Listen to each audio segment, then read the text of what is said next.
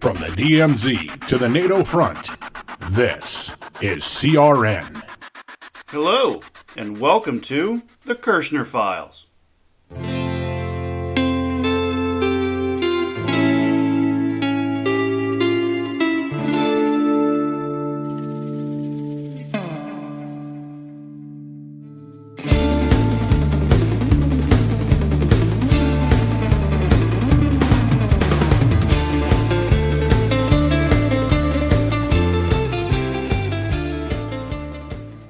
Well, hello, and welcome to the Kershner Files. I'm your host, coming to you from the Augusta Precious Metals Studios. It is episode 11.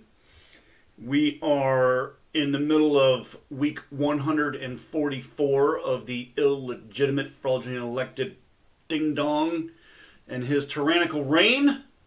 We have 176 more days of this buffoon. It is the midweek preparedness show, so we're going to go with that. And so last week I dedicated the entire show to situational awareness, and I got a lot of positive feedback on that. Had a number of emails, people that basically expressing that, you know, while they practice situational awareness in conjunction with OPSEC, they were having difficulty with some family members and friends, I guess, neighbors, stuff like that. You know, they were taking a lot of risks, and apparently they turned them on to my show for that particular episode. So thank you for that. And so we've got some updates. Let's see. We'll kick it off first. We have a gun show here in Columbus, Ohio, this coming weekend at Westland Mall. Probably a safe outing because most everybody there is going to be armed. And I don't know what that was. So I decided to go pull up some other ones. So we've got a gun show next weekend in Idaho at it's the Filer Gun Show at the Twin Falls County Fairgrounds in Filer, Idaho.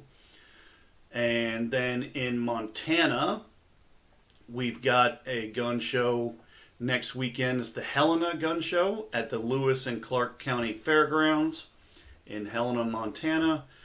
In, where are we now? Oregon. We've got a gun show this weekend at McMinnville Gun and Knife Show at the Yamhill County Fairgrounds.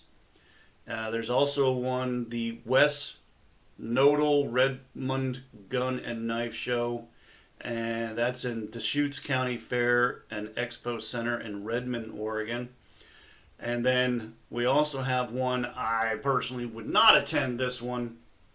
Granted, I'm in Ohio, but this one's the Oregon Arms Gun Shows in Cleaver Armory in Portland. I don't want to go anywhere near Portland. Utah. We have a gun show in 3 weeks. It's November 11th and 12th.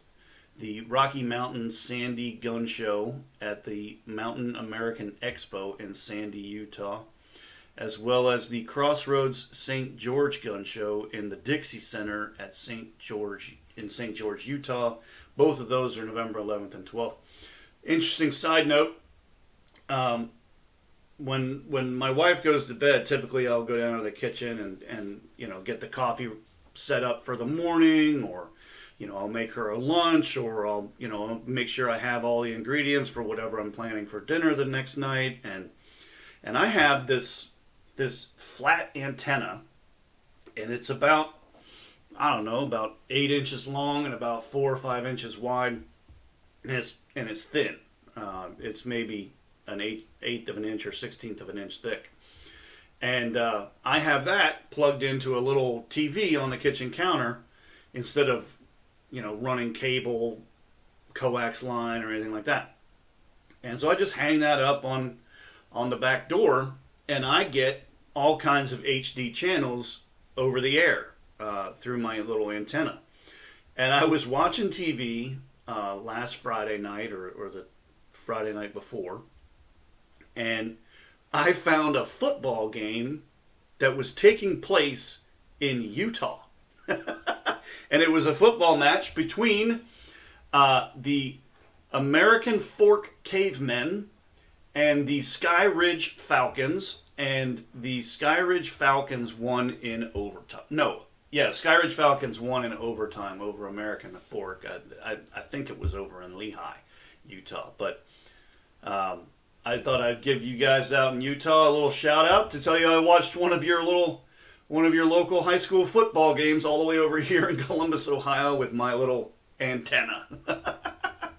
Anyway, that was an interesting little side note. And then in Wyoming, there's a gun show this weekend. It's the Wyoming Sportsman Gun Show in Cheyenne at the Laramie County Fairgrounds. So that's it for gun shows. Oh, wait, I think I might have one more. Yes, two more. Next weekend, there's a gun show in Harrisburg, Pennsylvania at the Pennsylvania Farm Show Complex. And there's one going to be, so this weekend it's in Columbus. Next weekend it'll be in Sharonville, Ohio at the Sharonville Convention Center. And then there's one that same weekend in Winston-Salem, North Carolina at the Winston-Salem Fairgrounds. That's November 4th and 5th for Harrisburg, Sharonville, and Winston-Salem. So, all right, that's it for the gun shows. I also got my weekly email from Survival Realty. There are a couple of them on here. Some of these are just super, like, not even remotely possible financially. Two of them are anyway, but two of them are good. So the first one is an epic remote off-grid mountain property in Seligman, Arizona. It's $185,000, and it is. Let's open that up in a new tab so I can not lose my place. It is 65 acres. So that's not bad. 65 acres for $185,000 for an epic remote off-grid mountain property. And in Snowflake, Arizona, there's 160 acres with a well and septic, an off-grid prepper's paradise, $389,000. That's not a bad deal, I guess. And then the last two here are from Nevada. This one is being listed as 45 minutes from Vegas. It's a remote cabin on 4 acres, $1.5 million. Oh my. It's a 4,200 square foot cabin situated on 2 adjacent lots. It is nestled back in the forest at over 8,500 feet in elevation, adjacent to a year-round spectacular mountain spring, generally located approximately 1 mile from the paved road. Interior finish has 40-foot ceilings, tongue and groove knotty pine, marble countertops, yada, yada, yada. And the other one is 80 acres, 30 minutes from Vegas, and it's $4.8 million. It's surrounded by U.S. Forest Service property on 3 sides and Bureau of Land Management on the other side. The gravel road access is approximately 1.5 miles for the 4-lane State Route 160. The property has 2 freshwater certified springs. So that's 80 acres for $4.8 million, 30 minutes from Vegas, and the other one is 4 acres, 45 minutes from Vegas for $1.5 million. So that's your update from Survival Realty. And so we've got a couple topics that I want to cover today. So let's get into it. All right, so the first thing is something that I didn't cover last week, but a federal judge in California, a federal judge Benitez, has overturned California's quite draconian Second Amendment laws, specifically the ban on AR-15 style weapons, which had been in place in California for 30 plus years, as well as an overturning of the ban on ammo magazines over 10 rounds, and he overturned a background check on ammo purchases. And the Second Amendment, so this whoever posted this says, it was written up, it said, Second Amendment supporters may want to remember the saying, as California goes, so goes the nation, after a federal judge overturned the Golden State's 3-decade-old ban on so-called assault weapons on Thursday. U.S. District Judge Roger Benitez of San Diego found no equivalent in early American history and ruled that the ban was therefore unconstitutional.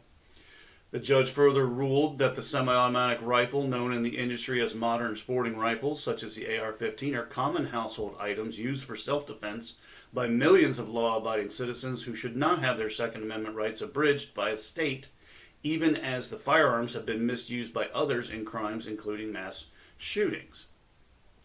Guns and ammunition in the hands of criminals, tyrants, and terrorists are dangerous. Guns in the hands of law-abiding, responsible citizens are necessary, Benitez wrote in his ruling. To give full life to the core right of self-defense, every law-abiding, responsible individual citizen has a constitutionally protected right to keep and bear firearms commonly owned and kept for lawful purposes. Benitez, who previously overturned the ban, added, the state of California posits that its assault weapon ban, the law challenged here, promotes an important public interest of disarming some mass shooters, even though it makes criminals of law-abiding residents who insist on acquiring these firearms for self-defense. Nevertheless, more than that is required to uphold a ban. This is actually the second decision against California's gun restrictions to come from Benitez in recent weeks. Just last month, he overturned the state's ban on large-capacity magazines on similar grounds. Benitez had previously ruled against the California law in 2021, but an appeals court vacated that ruling and later ordered the federal judge to review the law again with the new context from the Supreme Court's 2022 New York case, New York State Rifle and Pistol Association, Inc. versus Bruin. In that case, the nation's highest court rejected the long-standing pillar of Second Amendment law, namely that the government may enforce certain firearms restrictions if there is a compelling government interest to do so. The Supreme Court found that most restrictions on firearms can be legitimate only if they're deeply rooted in American history or analogous to some historical rule. The Ninth Circuit Court of Appeals had sent the case decided Thursday back down to Benitez specifically to decide in light of the Bruin decision. In his ruling, Benitez compared the AR-15 to Bowie knives, or Bowie knives, depending on how you want to pronounce it. Like the Bowie knife, which was commonly carried by citizens and soldiers in the 1800s, assault weapons are dangerous but useful. But unlike the Bowie knife, the United States Supreme Court has said there is a long tradition of widespread lawful gun ownership by private individuals in this country. Good for him. Good for California, for the people that are still there, that are trapped in that horrendous socialist state of Kalifornistan. Congratulations. For the time being, you should be able to go out and get some larger capacity magazines and an AR-15 in the state of California. So, there you go. What's next? If you're like me, you've wanted to buy gold for years. Lots of commercials out there. But who can you really trust? I didn't want a bad investment, but I didn't want to miss the boat either. Sound familiar? Fortunately, I've got great news.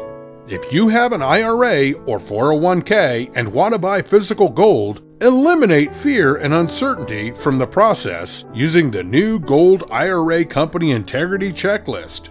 It helps you evaluate and choose the best gold IRA company. I used it to personally vet Augusta Precious Metals, and they're absolutely phenomenal. Use this checklist to choose the best gold IRA company. To get your free Gold IRA Company Integrity Checklist today, text CONTRA to 68592. Again, text CONTRA to 68592. That's Contra to 68592. Or go to AugustaPreciousMetals.com. Oh, I have 3 little stories. Well, not stories, but 3 bits of information that build upon the information in my book, Home Remedies, Poultices, Salves, and Tinctures. Which, by the way, that book is still selling like hotcakes. I got notified by Amazon that they were going to, because Amazon breaks up their little entities into separate companies, really, sub-companies. And so I'll be getting a deposit for royalties from Amazon in the U.S., Canada, New Zealand, Australia, France, and Italy. Who knew? This book is going all over the place, man. So thank you to everybody that's picked up a copy of the book. And actually, my other book, Preparing to Prepare, they were released within 2 months of each other. Preparing to Prepare is not selling quite as well, but it's still selling. And I actually, on Amazon, I like to go and check sometimes and see what kind of reviews people have put on my books. I can't do anything about them if they're good or bad. I can't even reply to help that lady who couldn't find the right, understanding with something on one of the pages when she was actually in the tinctures recipes and didn't realize it, I guess. I don't know. But I actually got my first review for Preparing to Prepare. It was a good review, so I'm happy about that. So I've got 3 things here that kind of go and dovetail into the Home Remedies book. The first one is I found this online, and basically instead of using the little pods, dishwasher detergent pods, this lady has, instead of that, she buys a $1 box of baking soda, and she fills her dishwasher detergent little cavity or whatever. She just fills it up with powdered baking soda, and then she adds maybe 2 drops, like boop, boop, drops of like Dawn dish soap. And she swears by it. Says her dishes come out clean and disinfected, and everything's good to go. So maybe that's something you want to consider. Save some money there. Maybe you can try the baking soda in your dishwasher. The next one is another cough drop kind of recipe. So in my book, I actually went and looked it up so I could tell you. In my book, I have a cough drop recipe. It's on page 35. And the ingredients are sugar, water, lemon juice, honey, ginger, and cloves. And this lady has boiled it all down to just 3 ingredients. She's using a half a cup of raw honey. She's using 2 tablespoons of lemon juice. And then she's adding some ground ginger to taste. So basically just kind of sprinkle a little bit on there. 1/4 teaspoon tops. And then she's putting all of that in a saucepan and bringing that to a boil. And she's leaving it, you need to heat, she says, heat it to 300 to 310 degrees. Bring it to a boil, stir it constantly. You don't want to burn it. You don't want it to all get into a cake. And then she removes it from the heat for about a minute. And then she puts out a baking tray and covers that with parchment paper, and then she uses her 1/4 teaspoon measuring spoon and just scoops it, and then just puts little dollops, and she's making cough drops that way. And then once those things cool, she cuts around the parchment paper and just uses the parchment paper as a wrapper. So I thought that was pretty ingenious. So maybe with cold and flu season and winter coming up, maybe you want to try this cough drop recipe. In addition to the one that's in my book. Something to consider. And the other one, this is in the same vein.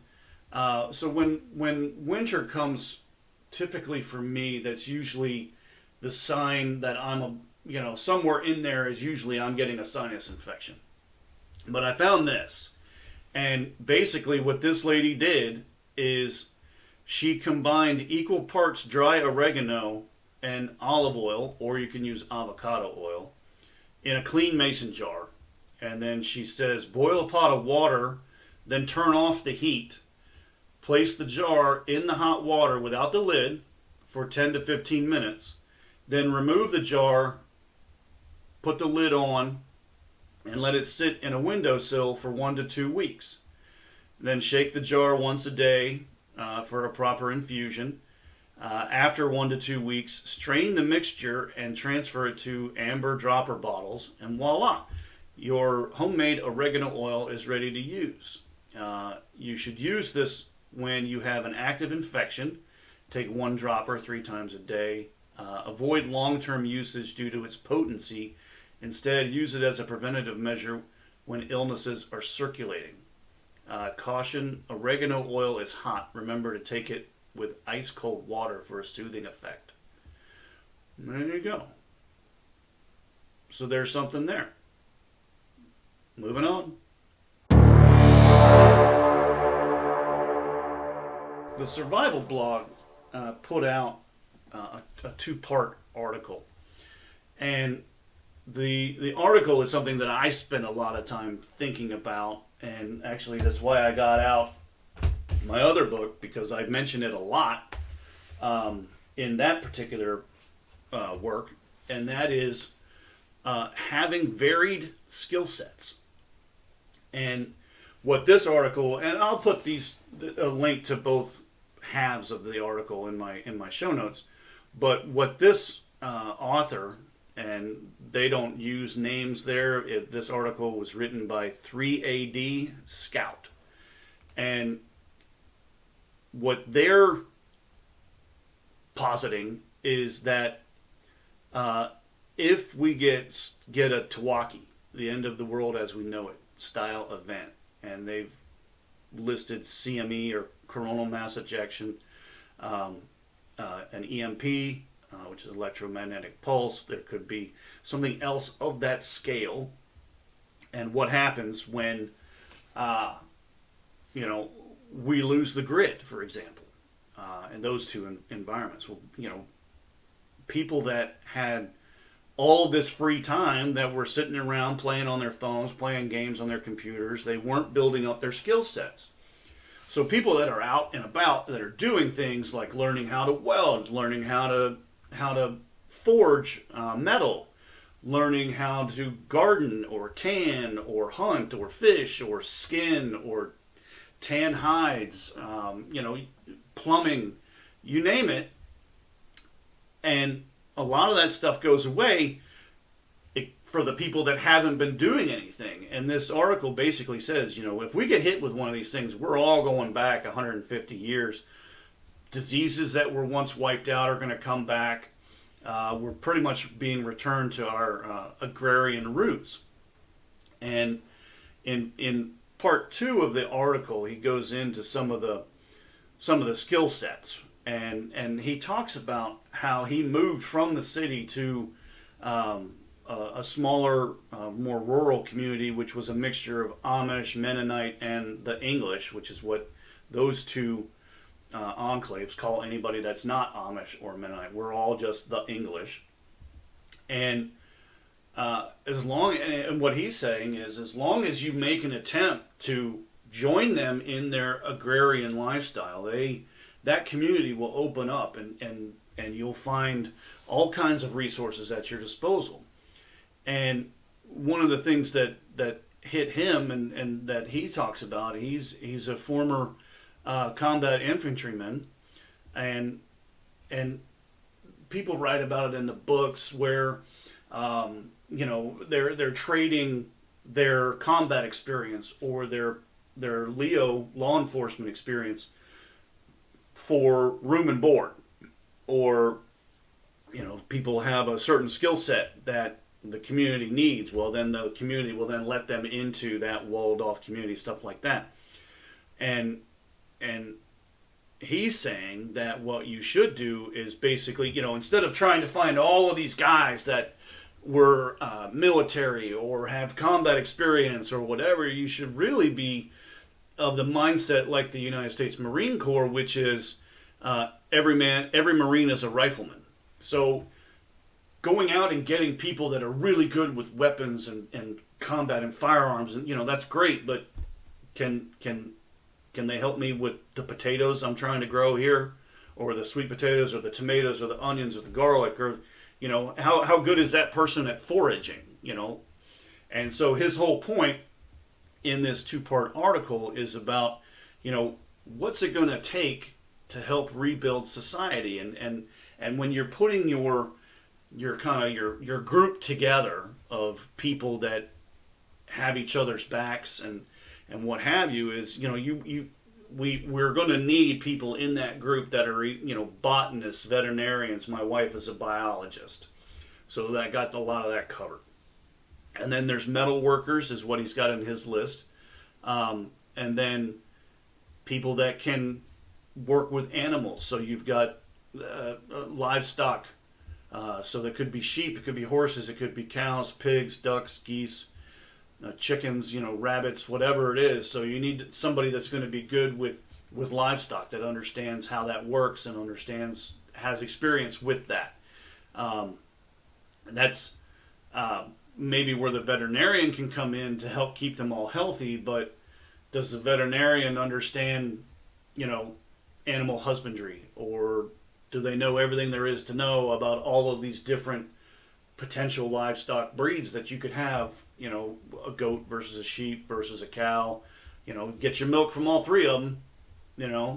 Or what about pigs and chickens? Two completely different things. How well do they know that kind of stuff? So it's all about building something more robust. And that's how society gets rebuilt after a TEOTWAWKI style event. And you don't want the guy that's just gonna come in and say a few things and just kind of light the room on fire. You don't want that guy. You want somebody that can work with everybody in the group. And so you need to be cognizant of that. And so that's all about chemistry.